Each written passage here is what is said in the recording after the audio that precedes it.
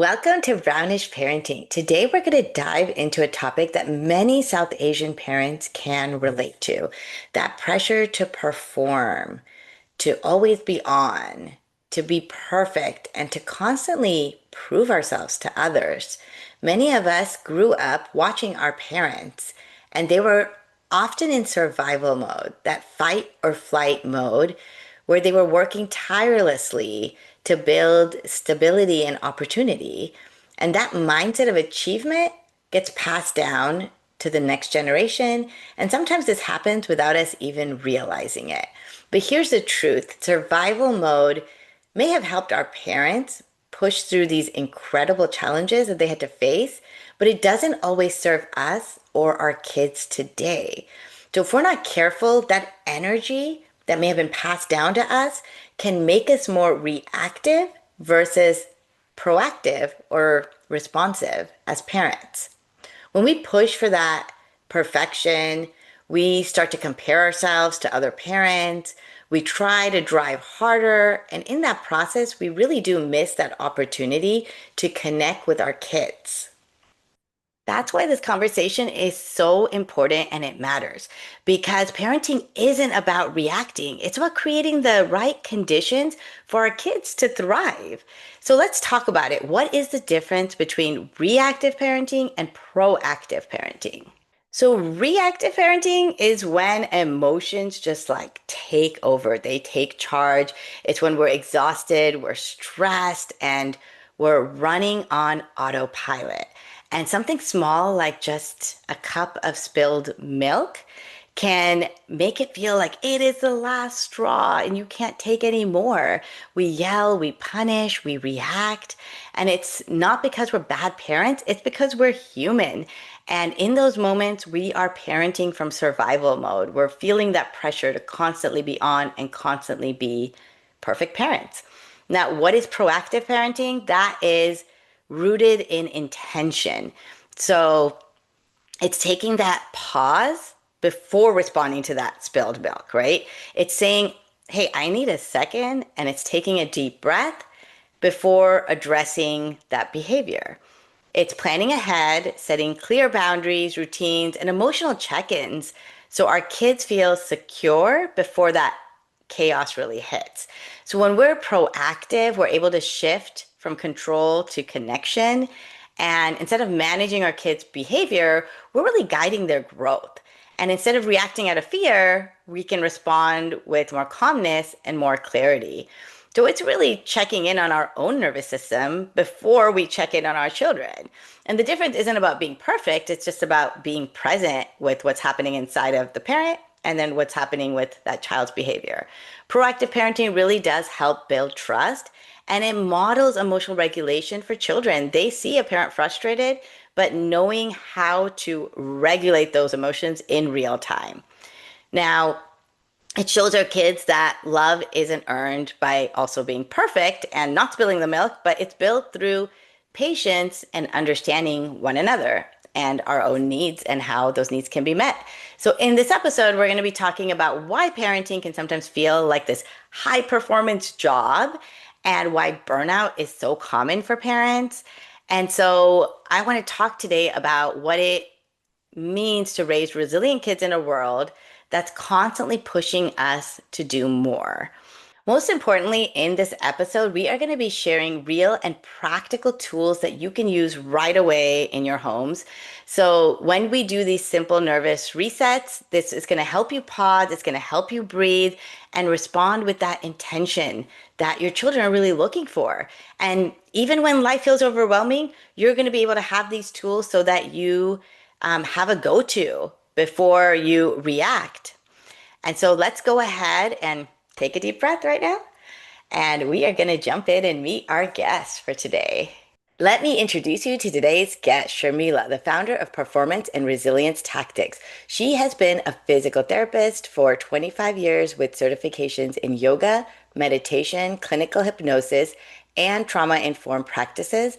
Drawing on both her clinical expertise and her parenting experience, she teaches simple nervous system tools that help professionals and parents move out of survival mode, prevent burnout, and show up at their best at work and at home.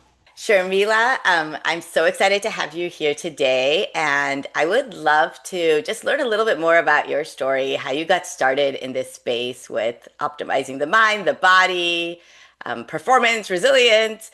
So, anything that you'd like to share with our audience today?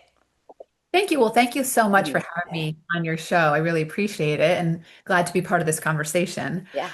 Well, the thing is, I've always been fascinated by this mind-body connection since I was a kid. Okay. And like for the past 25 years of practicing physical therapy, at the same time, I was diving into all these different topics, some of which you mentioned, like yoga, meditation, mindfulness, hypnosis, Wow. trauma-informed practices, Hmm. things just beyond the physical. Yeah. And when I encountered my clients' struggles and even my own personal struggles, it just Hmm. helped me to put this all together Yeah. in kind of a framework Hmm. and down to simple concepts that can be used in real time. So not just when we have time outside of everything or like going to Yeah. location, right? Because that's not realistic always, but Mhm. in the middle of it all, in the middle of the chaos. Yes. Yes. I love that. I love the practicality of what you do and how it's not because sometimes when you talked about like yoga or mindfulness, it's definitely something where you have to step away and have space for that, right, in your day. But these are things that you're saying we can use like right away, right? Like while we're in that chaos. So I'd love to just talk a little bit about the chaos and, feel free to also share your parenting struggles too if you can remember them, but also like just how parenting today, like it does feel like we're in survival mode. And, when we think about our grandparents, our ancestors, they were in survival mode to then our parents immigrating here and acculturating here and also feeling that, pressure to succeed and to really provide the basics for their family because they didn't have, right? Like grandparent support or probably money and they had to like make it on their own. To today, like what does survival mode look like for parenting when you think about that? Yeah, I think you said a lot of important things. Yeah. I think it's important to honor the whole journey that our Yeah. parents have gone through, right? And Mhm. but this thing is we kind of inherited that, this keep going no matter what mindset, Yeah. right? I mean, Hmm. from our parents who were just trying to survive, different ways, like you mentioned, financially, Hmm. culturally, emotionally. So Yeah. the survival mode was needed. Yeah. But for us, we've kind of picked up on that. It's kind of ingrained in us in a way, and it shows up in Hmm. so many different ways. Like it Yeah. could be even showing up in our parenting. Things like just pushing harder and producing no matter what the cost is, and Yeah. perfectionism is another big one. And Yeah. so what happens is we're stuck in these modes, which is more of a reactive mode, Hmm. not the mode that's conducive for connecting, being present, Yeah. engaging, being creative. Yeah. Looking back on this whole thing, for us, a big part of generational repair Hmm. is regulation of ourselves, of normalizing that. Yeah. Yeah. Yeah. Yeah, I love how you said that. It actually brought up for me just this idea of I just recently saw this TikTok video of someone, a parent that was trying to get her kid to eat like bell peppers or more veggies. And that creativity that she used to just like slice the bell pepper, make it into a bracelet.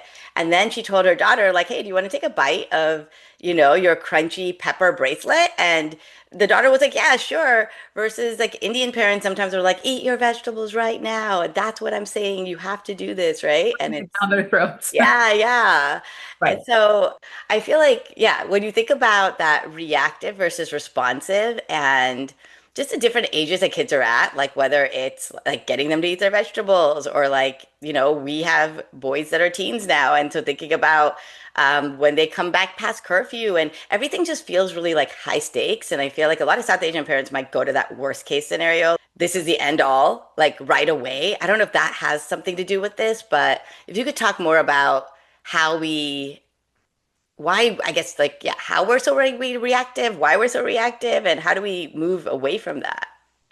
Yeah, I could totally relate because I have Yeah, two teenage boys. So I've yeah. gone through these whole ups and downs of navigating this all. And I think going back to that survival mode is a reactive mode. Hmm. That mean, reactive versus responsive. Well, reactive is kind of like when we take action without fully thinking about it. It's like Yeah. fast, automatic and often driven from stress. Yes. Responsive is when there's a trigger and Hmm. then a space before my action. Yeah. And That space is actually a physiological one. It's an Mhm. ability to shift between fight or flight towards more of a mode that's conducive to actually take intentional action that's best for the situation, where our thinking brain is fully online, that we can Yeah. make most effective decisions. So I think we've all been there when we just react. And even though we Yes. have a lot of this training, we read the I parenting, know. all the tips and tricks, right? But when we're in Yeah. that moment, that reactive moment, survival mode, it's hard to pull in all that information at that time, Hmm.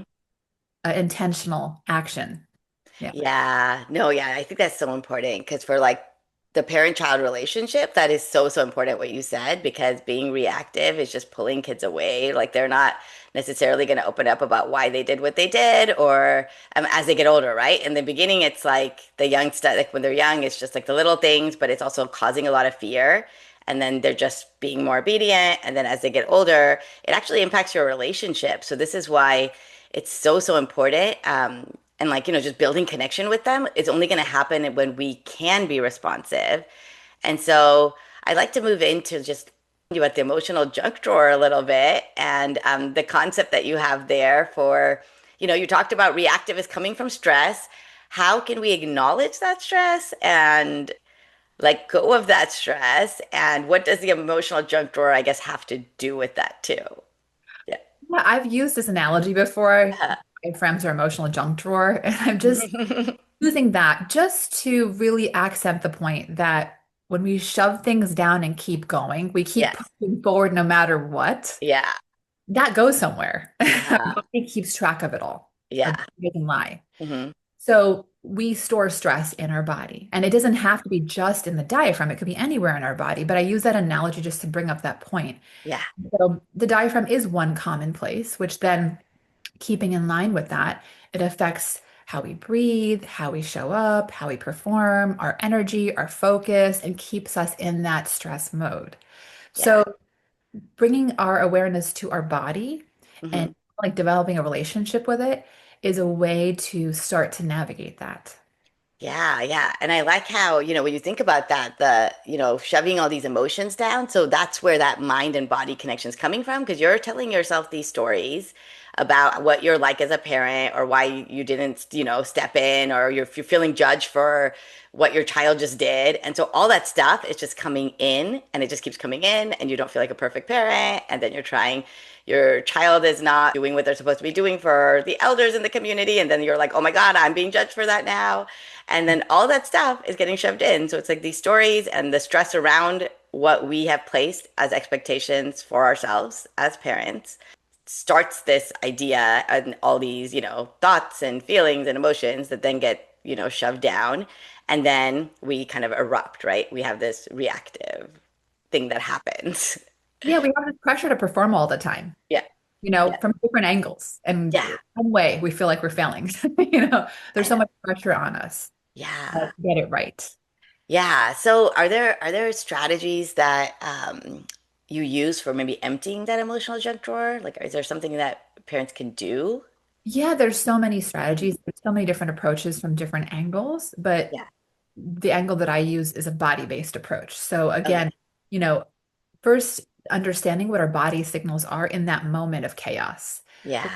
Develop that relationship and get those clues at that time, Mm-hmm. then it helps us to shift. And then we can use a different variety of different techniques. But the first thing is developing awareness of ourselves, Okay. specifically our body. It's a way to actually concretely start to work with it so that we can Yeah. shift the state that we're coming from and be in a state that's more conducive to what's needed at that moment. I'm just trying to think of how this would show up for me, but like, do you feel like it's a body scan? Like when I start to think like, okay, wow, I'm being judged by, or like what I'm doing right now, or my child just did this and I want them to stop, and I start to feel this in my body. Is it like a body scan? Like where you're thinking about what's happening in your neck or your shoulders? Like how do you tune in? Well, the first thing I do is I teach people a little bit about their systems, like a quick Hmm. instruction manual. Yeah. So, to explain that there's three different gears that we shift between. Oh, And okay. so I kind of give them a Yeah. little bit of overview before diving into what to do so that it makes sense. Ah, okay. So yeah, let's talk about that then. Let's talk about I know you do teach about the three zones. Yeah. And is that what you're talking about? The three zones? Okay. Exactly. Because I feel like we have, before I get to the techniques, I feel like we have instruction manuals for everything, like our Yeah, coffee machines or phones, but we don't really have instruction manuals for ourselves. I know. Yeah. So that's the most important thing. Yeah. And I'd like to give a quick one. And the way that I explain it is through three different gears that Okay. we can shift between all of Okay. us Yeah. at any given moment. And it, depending on what gear we're in right now, like this Mhm. moment, it's going to influence how we show up, how we perform, how we think, how we connect, how Yeah. present we are. Okay. So just a quick overview of that. Yeah. There's high gear when Mhm. there's a lot of energy in our system and we're Yeah. that whole fight or flight. Uh-huh. There's low gear when there's very little energy in our system. We could feel things like shut down, tired, like we want to just disconnect from everything, withdraw. Then there's a middle gear, which I call the optimal gear, where Okay. there's not too much energy, not too little energy, just the right amount so that Hmm. we can show up at our best. Where Okay. brain's fully online, where we can actually use all our skills in that moment. So, Um, like, what has helped me tremendously and what mhm. I share with my clients in a little more detail is first just understanding these gears for ourselves and then getting used to like a checklist to figure out at that moment, hey, where am I coming from? Yeah. That awareness piece is huge. It's actually Yeah. the most critical step to then Hmm. actually using techniques to shift it. Oh, wow. And are there things that happen like physiologically, like if you don't get a good night's sleep, would that put you in sort of that low zone? And then if you're upset about something, some injustice that happened, that could put you in a high zone. So it's related to body and mind and everything that's going on. We shift all the time. Yeah. And so many things have influenced that. Hmm. Sleep, how we eat, what happened before, all of that stuff influences moment to moment where we're coming from.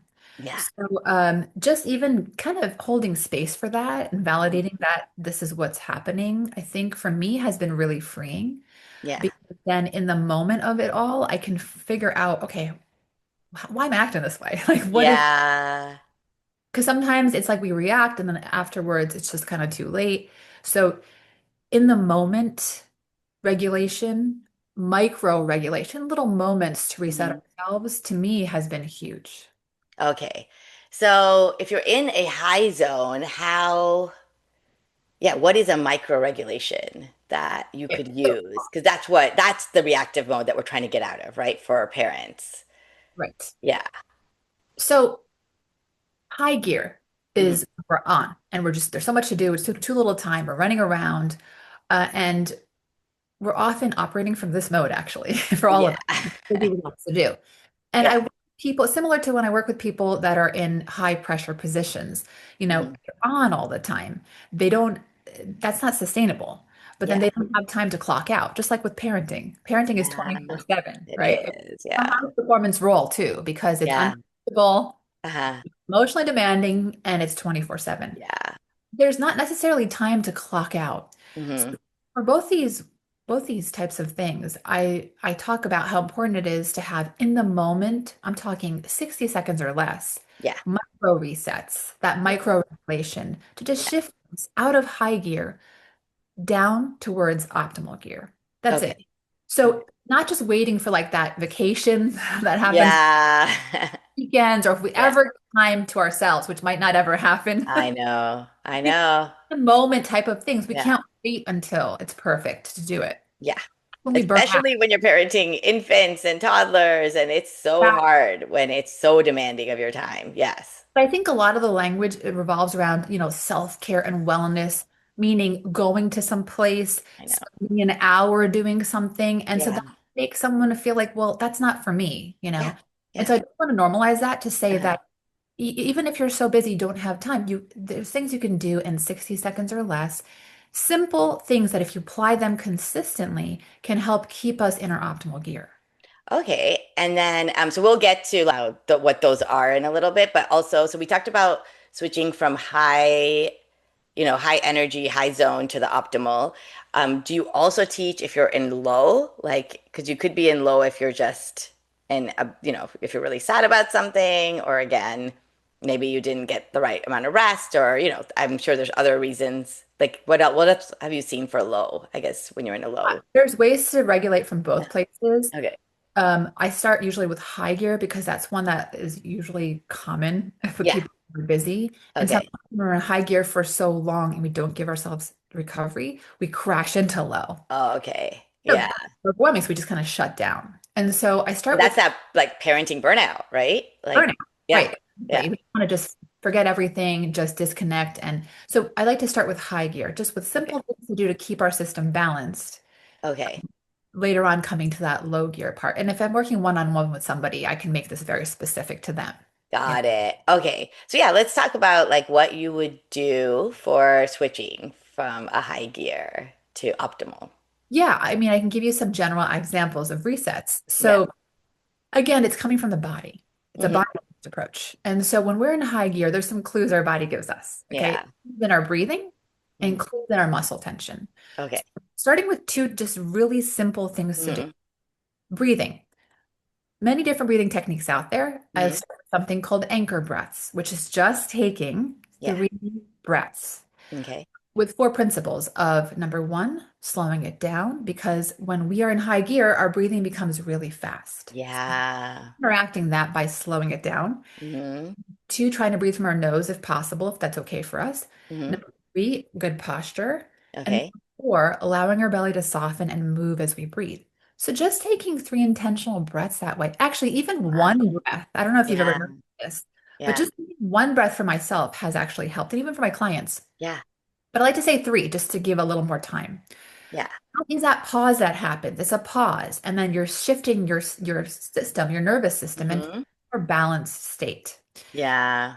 Right? So that's breathing is, and then from there, there's so many different things you can do. But that's just an example of just a starting point. Wow. Yeah. And I feel like that's probably really hard to do when you're really upset. Well, it can be hard. That's why starting with Yeah. simple, quick things and making Uh-huh. it like a habit, Hmm. take a breath or three, is Yes. training yourselves to then do those things. Sometimes if we start with a complicated breathing techniques, in those moments of stress, we forget those. That's true. No, that's true. Yeah. And I So have noticed that. Like, I have noticed when you're talking about when you're breathing, it's very, very fast, right? When you're in that high energy zone and you start to notice like your body is shifting in different ways, even heating up, like your muscles just feel like they're heating up when you're getting angry at something that's happening with your children. And I feel like just removing myself from the situation, taking those anchor breaths, or just getting away from it if I can, or even like touching something, right? Like that sensory to remind myself, like, okay, just take a few breaths. And I love that you call them anchor breaths, like really just trying to center yourself and calm down that nervous system and, release what's happening in your emotional junk drawer because that diaphragmatic breathing that's so so important like when you like you said like from your belly it's actually cueing your brain and everything, right? That you're safe and you're okay. exactly. It's Yeah. sending signals of safety is what it's doing. And you don't even have to step away from it all. You can Mhm. take a breath or three in the midst of it all. That's the whole point. You don't have, That's true. Because you were saying, yeah, you don't have to step away. That's true. Yeah. So yeah, I think, you're not uh, stepping away and actually in the moments when we're struggling. yes, yes. And you don't have to close your eyes. You don't have to be in a certain position. It's really using it in real time. That's how I've used it in my life. That's how I've trained my clients to use it. And, that's one technique. And another one, just to give your audience Yeah. something, is when we're in high gear, what happens when you talk about muscles is our Mhm. muscles become tense. Have you Okay. noticed that yourself? Yeah, totally, totally. Revved up and ready to go. So your muscles Yeah, are tense. yeah. So another technique I teach is I call it soften the armor. So we just take a few seconds to just check in with our body, even with our eyes open, Mm, and notice tension and release it in just a okay. few seconds. Yeah, To extent that can happen, but that is counteracting that high gear. That's helping us to downshift towards an optimal gear. So even yeah, just missing that moment, in the moment, not stepping away, in the yeah. bringing your awareness inside. So like I can actually do it when I'm talking to you. No one would even know it. Shift my awareness inside, release any tension, and then respond to the situation. That is huge too, if you start to practice this and implement it. And how do Because you release the tension? So you're saying like notice the armor, right? And then like what do you do to release the tension in your body?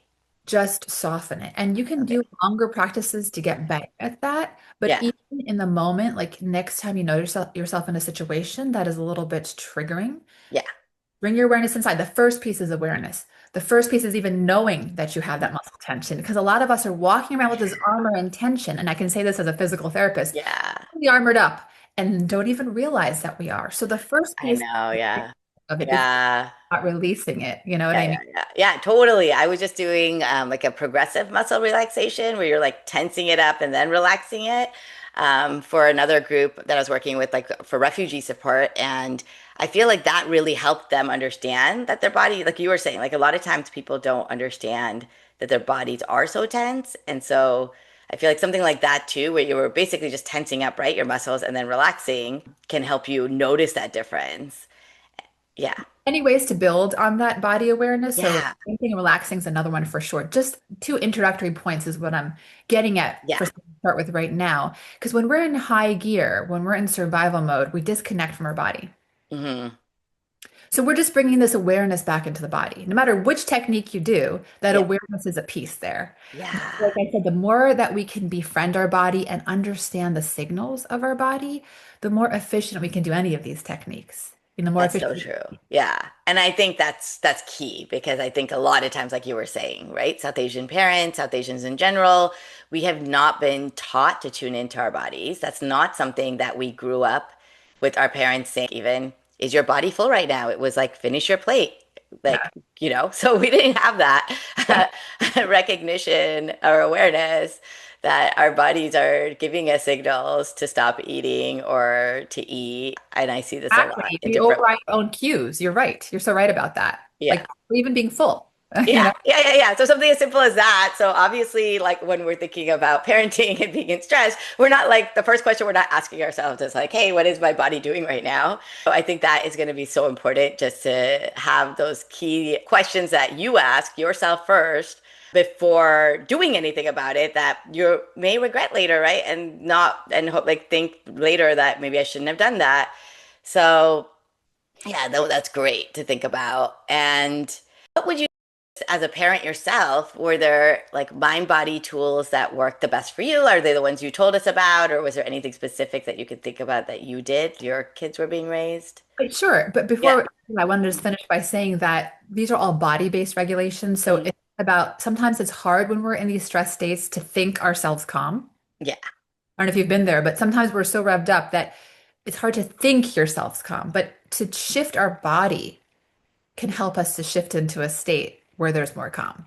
Oh So yeah, I love that. I love that. Because yeah, it's like you don't want to just be working with your mind. Like it won't even work really, right? Because you're in that fight or flight. Your amygdala has hijacked your brain completely. And exactly. so how are you going to even work on that? And the best way to do that is what you're talking about, the body awareness. Exactly. Yeah. Exactly. Yeah. So with my with my kids, Yeah. I've dabbled with so many different things. Uh-huh. And it's a humbling realization when even if you know lots of things, it doesn't mean your kids are going to adopt them at Yeah. that time, right? They are Yeah. all on their own journey, and that's Uh-huh. understanding of being a parent. So I've tried all kinds of things, and I've Hmm. practiced things with them. But two really simple things that I practice all the time and are both really regulating. One is humor. Okay. Yeah. Humor delivered appropriately, of course. Uh-huh. But laughter is what helps us to regulate. So I use Yeah. this with kids, I use this with my clients. I love it. Yeah. Then going out and taking a hike, because that has actually two things. That has movement and Yeah. that has nature, which are two things. Yeah. Not to Yeah. mention quality time away from devices. Yes. So These are things I do important. regularly as far as, it's not a technique, but it's just something that you can easily integrate. Yeah, yeah. And I feel like no, I've definitely heard of humor piece. Like even just like when you were talking about the down, we didn't get to the down regulation to optimal zone, but like I've seen this in other ways, like a mood meter with emotions on it. And like they talk about like go watch something really funny if you want to shift to like an like a probably an optimal zone, right? Like that's what they're talking about. Like when you're feeling low, do this or go for a walk, like you just said, or a hike. And I know, like, I feel sometimes I wake up, I feel super groggy and I don't want to go out. And I make myself go out there and walk around my neighborhood, look at the trees, get sunlight in. And I'm a different person afterwards, but I have to make myself do that. Yeah. Exactly. When Yeah. movement's awesome. I mean, when we're in low gear, it can help rev us up. Yeah. And when we're in high gear, it can help to burn off some of that energy. That's true. Yeah. Yeah. So it works in both ways. Yeah. Yeah. Yeah. Not Oh, to wow. mention all of the other benefits that it has. Yeah. Was there anything else? I guess we didn't get back to the low gear to high gear, but was there anything else that you can think of for parents that are just completely burnt out? Because I have seen that a lot too, where parents just are done. They're just like checked out and they don't want to parent, you know? Yeah. And yeah, Well, what I'm talking about here are small shifts. yeah, But I think overall, the picture of parenting is that it's a continuous learning journey. yeah, yeah, for sure. Yeah, I mean, learning about our kids as they grow and evolve, but Hmm. also learning about ourselves as Yeah. we grow and evolve. And Hmm. so at any moment, we're just doing the best that we can. Yeah. Whatever we know, whatever Mhm. resources we have. And of course, it's easy as we continue to grow and evolve to look Yeah. back and say, oh, I could have done this better. I could have done that better. Yeah.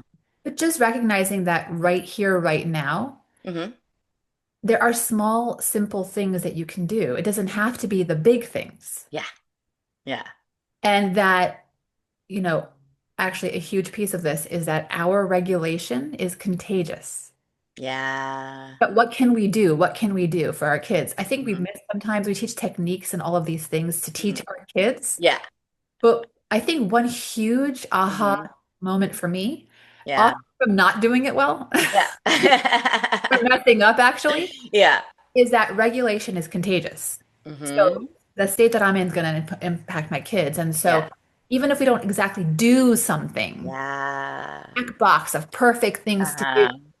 but we can just use simple resets to shift our state. Yeah.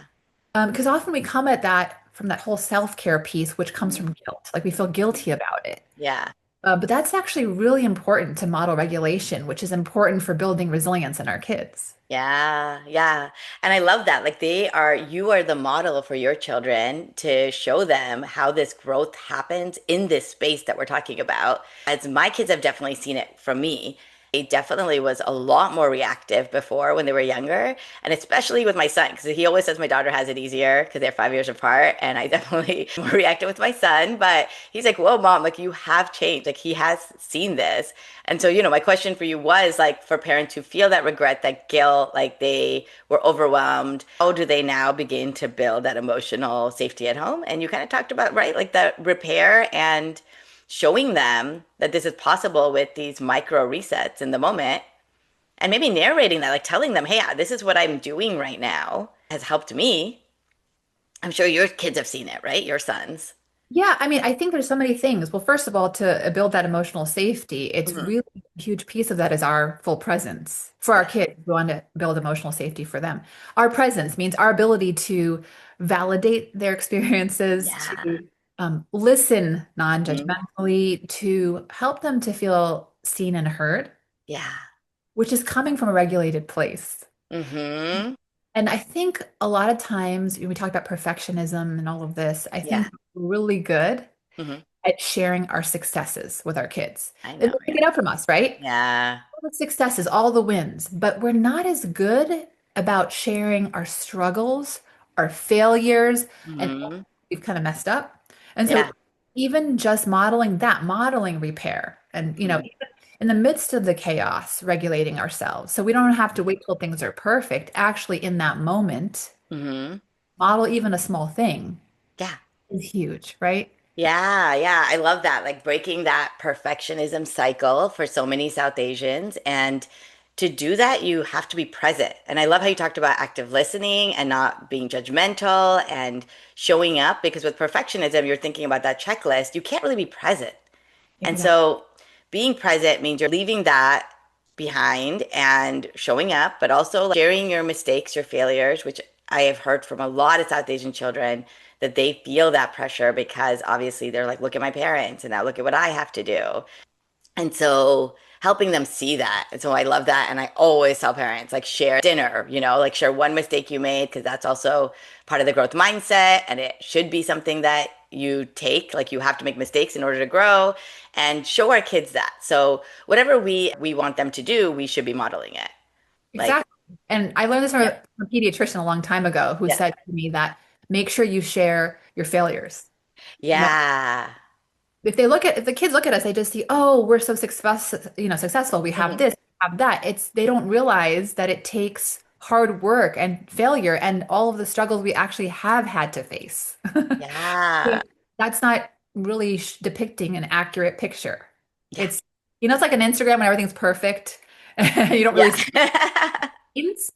Yeah. So it's the same here. It's Yeah. okay to say I've messed up. Hey, I didn't handle that well. Looking back Mhm. at it, I wish I spoke a little differently to you. I'm sorry. Just even that is sometimes hard for us to do because I know. Yeah, because we're trying to show that we got it all together and we don't want to tell them that we make mistakes too, even with parenting, right? Because then you're going to just feel like, and they're not going to take over. They are just going to appreciate us for being honest about where we feel and work out, or maybe I should have done that differently. So I think it's like, yeah, changing our mindset with that. And I know it's hard, but it is part of building that resilience in our kids. I want to thank you, Sharmila. We have learned so much from you today about how to change from being reactive to proactive, how to be present and like tune into our bodies, that chaos, right?